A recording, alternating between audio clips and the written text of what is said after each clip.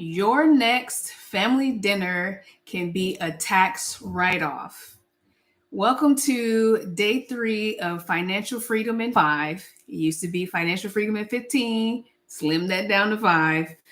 Welcome to day 3. Today's tip is going to go over how to save money by writing off expenses on your taxes.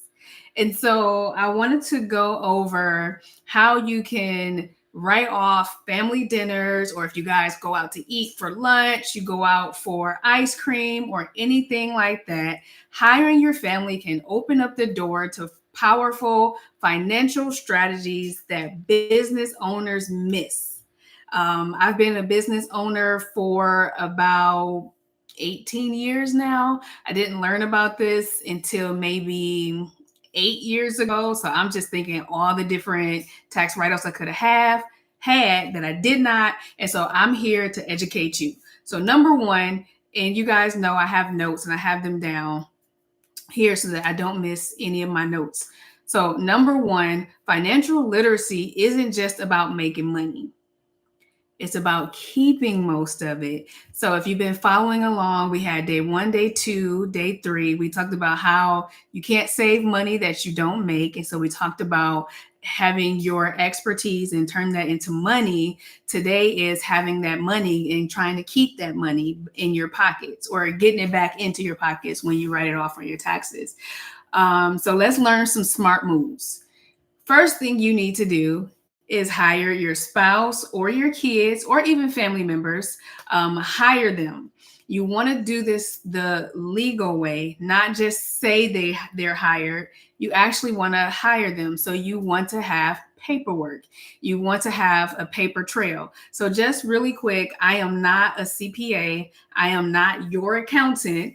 I am just going over things that I know from my experience of being an entrepreneur for 18 years.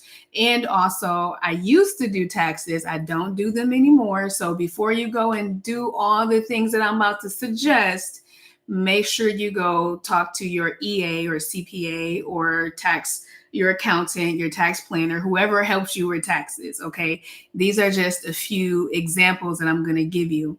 So today we went, me and my kids, because again, they're on spring break, and my husband, we went out to eat. And that's why I changed today's tip, because we ended up talking about business, which then made that lunch that we had a tax write-off. So you want to hire your family member. You want to have a paper trail. You want to know what their duties are, what their tasks are, how often they work, and things like that, right? You want to make sure their pay is along the lines of what other people in that area get paid. So if they're your secretary, you wouldn't give them $200,000. If they're just filing paperwork, you want to make sure that the money matches what they do. You still can say what that is, but you want to make sure it match. You want to make sure that they're doing necessary tasks in your business. And so if they're like random, like cleaning up your shoes or whatever, that probably wouldn't work if you own a construction business. So you want to make sure that the tasks that you assign them fit your business. And it makes sense. And so depending on their age, and you can actually hire them at any age. I would tell my contractors that I had that I was teaching them how to do their tax write-offs as an independent contractor. Even if you have an infant, depending on what your business is, you can hire your infant to be a model based on your business. So one of my businesses I don't have right now, but I'm actually planning on opening it back up, was a prenatal care coordination business. And so we work with moms who have newborns, moms who are pregnant, moms who have toddlers, and things like that. And so when my kids, which the youngest is 11, when he was a baby, when my other kids were babies, I used their pictures in our advertising. So they would go in the brochure back when brochures was a thing. I don't know that people have brochures anymore, but they would go on the brochures. They would go on the website. They would go in my advertising on Facebook. And so then you can pay your newborn and not necessarily give them the money, but put it into an account. That's a whole different life, but they would earn money. When they're toddlers, same thing. Again, depending on what you do. And so if you have a construction company and it's family operated, and you're building family homes and you want to put a family on there, and you put you and your kids, tax write-off, because you paid your kids and then you write that off on your taxes. So there's layers to this. I'm just giving you the surface, okay? You want to make sure that when you go out to eat, like when we have lunch, you want to make sure that it's documented. You want to keep receipts. Keep receipts. You want to make sure that it's documented. What did y'all talk about? And so when we have our meetings, we talk about strategy. For those who've been with me for a while, you know that I'm opening up Pretty Princess. I just went and toured a venue on to creating a collaboration on how I can use her space and she can use my different services. And so while we were eating lunch today, we talked about that. We talked about what the prices could be like. My very own Jordan Simone, who's the partner. She used to be future CEO, but now she's a partner in growing Pretty Princess again. Got her input. And so the family feels involved because they are involved. And you want to make sure that the meeting, whatever it is that you guys talk about, that it is documented what was talked about if you're going to write this off on your taxes. You want to have the date. If you post pictures on social media, that people, they can look at that too and see pictures that match what you wrote off, what date. Real examples of how I've hired my kids over the years. My oldest is 21. Then I have a 19-year-old, 13-year-old, 11-year-old. They're about to all go up next month. Got 3 birthdays in May and 1 in June.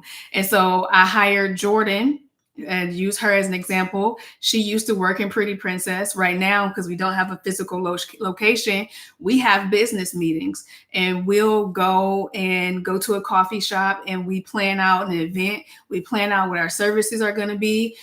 She'll go and set up emails. She'll do all different admin type things and like partner type things. And so I pay her for that. My son, Cameron, he doesn't do much in Pretty Princess, but my husband, he's an independent contractor.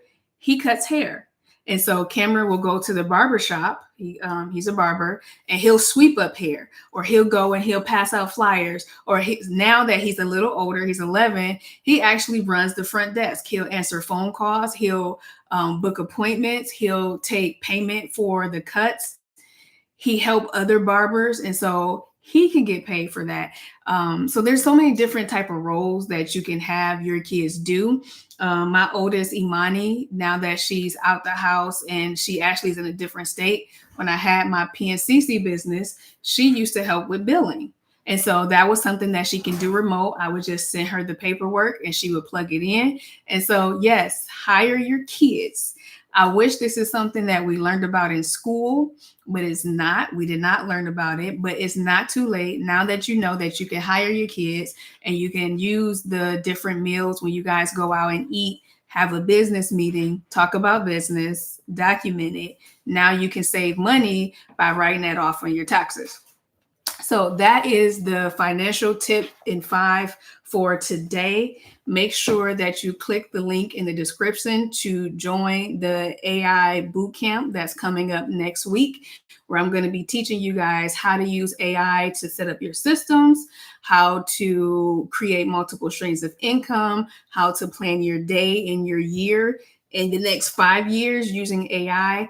I'm teaching you how to work smarter and not harder to get to your 100K. So join me tomorrow live at 1 for the next financial tip in 5, and I will see you guys then. Bye.